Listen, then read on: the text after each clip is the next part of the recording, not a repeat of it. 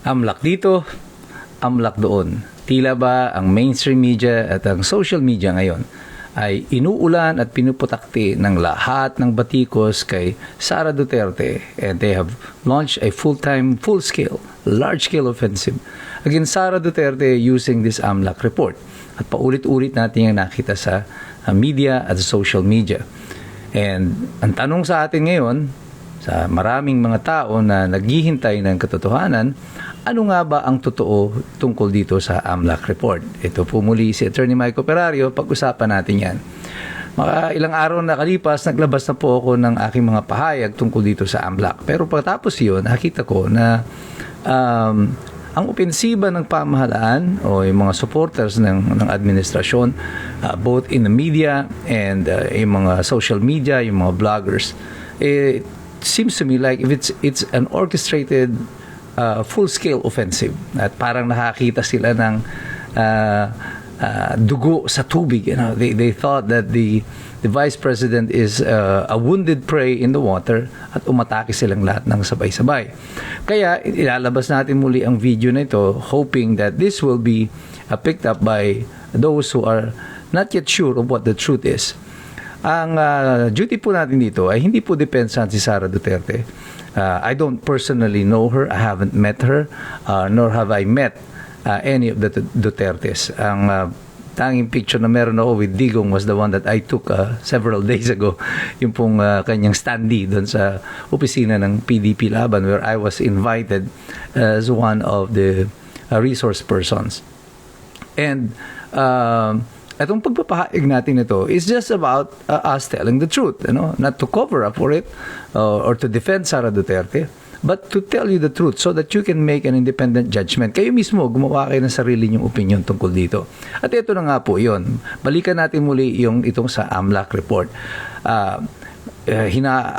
Patuloy nilang minamasahe na impormasyon dito ay yung inflow at outflow difference daw. Doon daw sa AMLAC report, mayroong inflow na pera papatungo sa mga account ng mga Duterte, around 4.4 billion, at ang outflow lang ay meron lang 1.5 billion. At dapat daw may balance ito na 2.9 billion na pera daw ni Sara Duterte at ni Mans Carpio na hindi na ideklara sa SALN. Tama ba ito? Mali. Kasi ang report po ng AMLAC, hindi po yan kapareho ng statement of account mo sa bangko o di kaya ay passbook na kung saan nakarecord dito lahat ang iyong transaksyon. Ang transaction po, ang bank transactions ay nakarecord lang mismo doon sa mga bangko. Ang hawak-hawak ng mga AMLAC, kagaya na ng sinabi ko noon, ito po yung mga covered transaction records o report na ginagawa ng mga bangko kapag namimit po yung mga criteria under the Anti-Money Laundering Act. Ibig sabihin po, kagaya yan, kung mga personal deposits, money deposits, that's about 500,000 above na mga transaction, dapat yan i-report mo. May nag-deposit ng 500,000, kay valid yan o hindi, i-report mo sa AMLAC. Yun lamang po yun. At yung outflow naman, ganun din. Kapag meron kang withdrawal na ganito kalaking amount, dapat yan i-report din sa AMLAC. Lagi ba yung 500,000? Muli, inuulit ko, hindi. Kasi depende yan sa institusyon. Kapag po, halimbawa, sa mga casino, ang threshold nila ay 5 million. Sa mga real estate, it's about 7.5 million.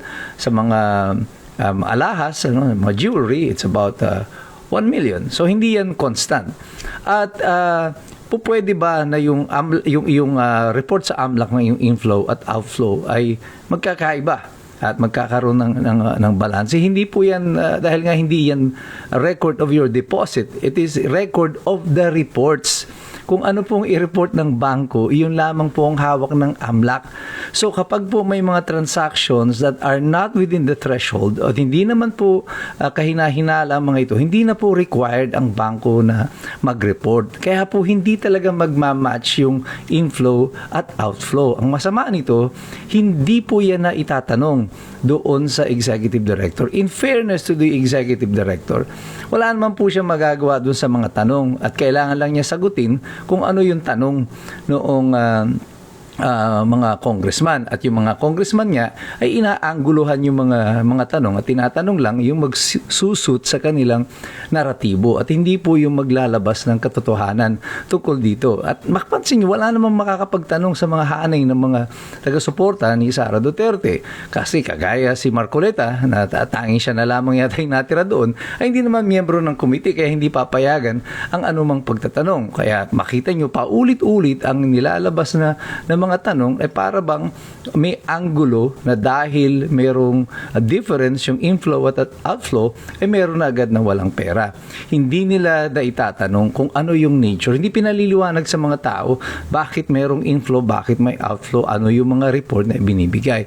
At pwede ba talaga pagkakaroon ng variance yung dalawa na yung inflow at outflow. At automatic ba pag may difference yan, ibig sabihin ba meron natitira kang pera. At sa computation nga nila, dapat na may 2.9 billion si Sara Duterte na dapat ay na-report niya.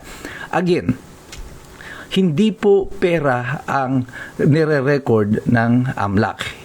Hindi sila holder ng transaction records. It is only the banks that holds the transaction records. Kaya nga kahit may mga AMLAC reports silang sinasabi, pilit nilang pinapa-execute si Sara Duterte ng waiver para makuha nila o ma-access nila ang bank records. Because the truth of the matter is, wala silang hawak na ebidensya.